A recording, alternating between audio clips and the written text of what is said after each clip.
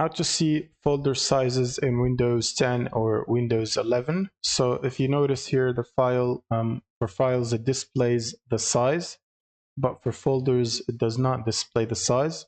Now the first way to do this is to right click on a folder and open up the properties window, and it should tell you the size. And there is another app that you can use on Windows which allows you to display the folder size next to it. So first you will need to open up your browser and then search for Windhawk, and then followed by download, and then click on download and install, and then click on the download button right here to download it.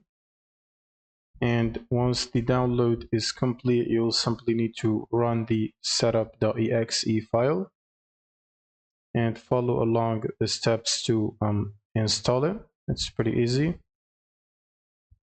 Now once the download is complete, you want to press the finish button to launch the application, and then you will need to click on browse for mods and then type file size in the search bar, and then click on better file size in Explorer details, and then click on install button right here.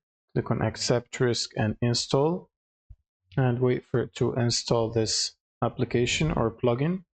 Now once it's installed, you want to click on the settings tab and then scroll down to show folder sizes, and then switch this from disabled to enabled calculated manually.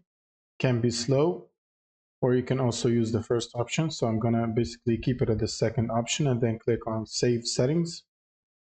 Now if you go back to your folder, so for example this folder right here, you should be able to see, if you press right click refresh, you should be able to see the sizes being displayed next to folders as well. And that's pretty much it for this video. Thank you guys for watching, and subscribe.